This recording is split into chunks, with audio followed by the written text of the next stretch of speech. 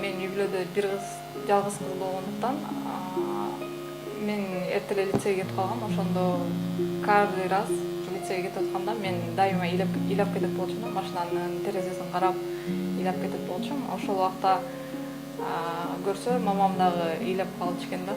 Ошондо 7-класстан баштап 9-класска чейин мамам дагы ыйлачу экен, мен дагы ыйлап кетчүмүн. Ошондон кийин айтып берген мен 11-классты бүтүп атканда.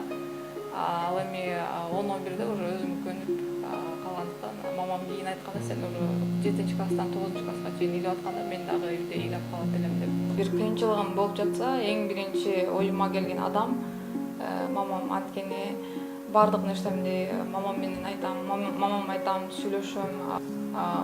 Мээнеткеч, мисалы үйдө бир нерсе жок болуп калса, жоктон бар кылган апамды күндө сагынам, күндө чалып турат.